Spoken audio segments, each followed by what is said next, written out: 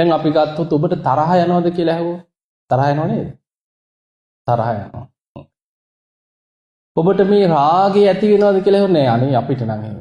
නේ? අපි මේ සංසාරේ ඉපදී යන්නේ රාග, ద్వේෂ, මෝහ කියන මෙන්න මේ භයානකම අකුසල් තුන නිසා. රාගයේ නිසාම මිනිස්සු මුළු ජීවිතේම විනාශ කරගන්න. මැරුම් කනවා. පිහියනුම් කනවා. පවුල් පිටින් විනාශ කරගන්න. ඒ නිසා අද අපි මෙහිම බණ ඇහුවට හිතන්න සංසාරي සල්ලාලියෝ වෙලා හිටපු අය නැද්ද මේ අතර? ආයි නිකන් බොරුවට නිකන් අනේ අපි නම් එහෙම නෑ කියලා හිතන්න එපා. ඒක තමයි සංසාරේ හැටි. කොච්චර මැරුම් කාලයක්ද ඕවා නිසා. කොච්චර ගුටි කාලයක්ද සසරේ. දැන් එච්චර සංසාරේ ඔය රාගය නිසා දුක් විඳ ආවත් ඇති වුණාද? අවසානයක් නැහැ. ඒ රාගය නැමැති ගින්නෙන් දැවි දැවි විනාශ වෙවි පිච්චි යනවා. රාගය නිසා මිනිස්සු පුදුමාකාර පීඩාවන්ට දුකට අනතුරු වලටපත් වෙනවා. ඒ නිසා බුදුරජාණන් වහන්සේ පෙන්නනවා මහණෙනි රාගය හා සමාන ගින්නක් නැහැ කියලා.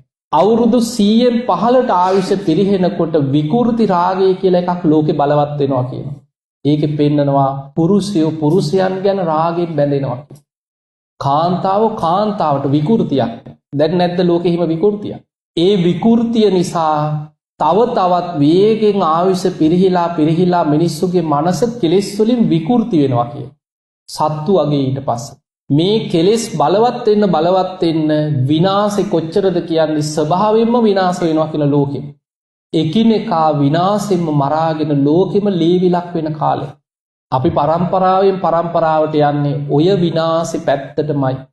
එක්ක තප්පර ගානක් Tamanට ඉවසීමක් නැතිවීම. කෙලෙස් වලට වහල් වීම තුල මුළු ජීවිතේම විනාශ කරගන්න. ඒ නිසා පින්වතුනි ආදීනව හිතන්න.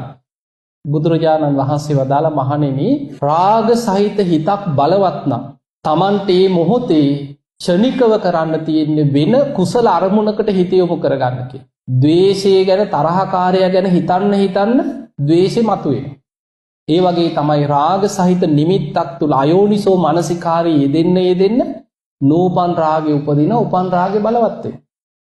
ඒ නිසා රාග සහිත නිමිත්තක් හිතන්නේ නැතුව ඒ දේවල් සිහි කරන්නේ නැතුව වෙන කුසල අරමුණකට හිත ගන්න කියනවා. ඒ කෙලෙස් සහිත අරමුණ හිතෙන් බැහැර වෙන විදිහට කුසල අරමුණකට හිත ගන්න කියනවා.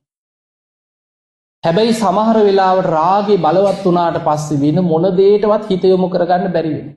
බුදුරජාණන් වහන්සේ වදාළ මහණෙනි එතකොට ආදීනව සිහි කරන්න ගන්න කියලා. මේ රාගේ නිසා කොච්චර මන් නිරේ වැටිලා ඇද්ද?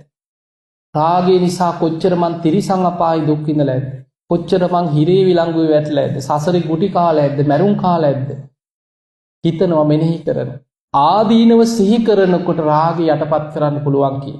හැබැයි බුදුරජාණන් වහන්සේ පෙන්වනා මහණෙනි සමහරුන්ට රාගය බලවත් වුණාට පස්සේ ආදීනවේ වැහිලා යනවා කියන. ආදීනව වැහෙනවා කියන්නේ සමහරුන්ට හිතෙනවා අපාය ගියත් කමක් නැහැ මේ වැඩේ කරලා. හිරේ ගියත් කමක් නැහැ අහු වුණත් කමක් නැහැ කියලා හිතනවා. ඒක තමයි කෙලෙස් වල භයානකකම. ඒ වෙලාවට වැරදි කියලා දැනගත්තත් Tamanට Tamanගේ හිත පාලනය කරගන්න බෑ.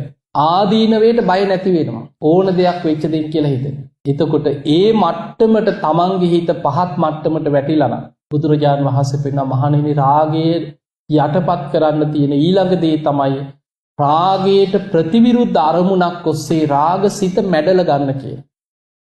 අපිට රාගේ මැඩලන්න නම් තියෙන ප්‍රතිවිරුද්ධ අරමුණ මොකද්ද? ද්වේෂයට නම් මෛත්‍රිය. රාගයට අසුබේ පැත්ත සිහි කරන්න. පිළිකුල මෙනෙහි කරන්න. ගොඩක් ඔය රාගසිත බලවත් නම් නිතර පිළිකුල් භාවනාව වඩන්න. ධාතු මනසිකාරය වඩන්න. හැම වෙලෙම සිහි කරන්න මේ ශරීරයේ කුණු වෙලා යන හැටි, පස් වෙලා යන හැටි, ජරාවටපත් වෙන හැටි.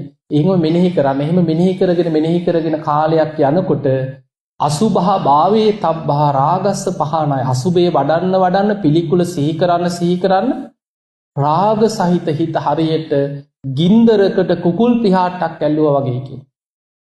දැන් ගින්දරට කුකුල් පිහාට්ටක් ඇල්ලුවට පස්සේ මොකද වෙන්නේ? උණු වෙනවනේ දැකිලිලා යනවා. ඒ වගේ තමයි කියනවා ඇවිස්සෙන රාගයේ තමා තුළ යටපත් වෙන. ඒ නිසා පිළිකුල පැත්ත වඩන්න. රාගයේ බලවත් නම් පිළිකුල වඩන්න. එහෙමත් අමාරුම නම් ඒ මොහොතට ශනිකව දිව උඩුතල්ලට තියලා තද කරගෙන දත් හපාගෙන හරි තමන්ගේ රාග හිතට තමන්ම ගරහ කරන්න කිය. තමන්ගේ හිතට තමන් බැනගන්න කියනවා. ඒ හිත ඔබ මාව අපායට ගෙනියන්නද මේ හදන්නේ? ඔබ මාව දුගතිය ගෙනියන්නද මේ හදන්නේ? ඒ පහත් හිත කියලා තමන්ගේම හිතට තමන් දත් මිටි කාගෙන තමන්ම බැනගන්න කිය. එතකොට කුළු හරකෙක් මෙල්ල වෙනවා වගේ තමන්ගේ ඇවිස්සෙන හිත තමන්ට මෙල්ල කරගන්න පුළුවන් කිය.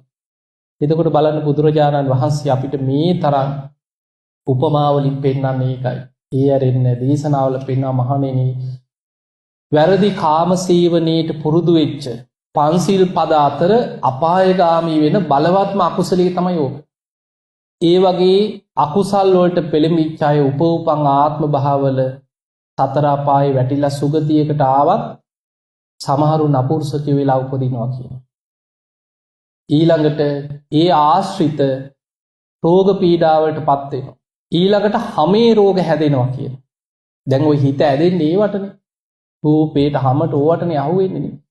හමේ රෝග, දද, කුෂ්ඨ, හොරි, ඒ වගේ හමේ රෝග සසරේ හැදෙන්න හේතු වෙනවා කියන. ඒ නිසා මේවැ විපාක සංසාරේ දිගට දිගට එනකොට කල්ප ගණන් ඔය විපාක අරගෙන යන්න වෙනවා. ඒ නිසා පින්වතුනි භාවනා කරන්න, හිත වඩන්න, අසුබේ වඩන්න, පිළිකුල සිහි කරන්න, පන්සිල් ටික රකින්න. අඩු ගානේ සුගතියක හරි යන්න නම් පන්සිල් තියෙනවා.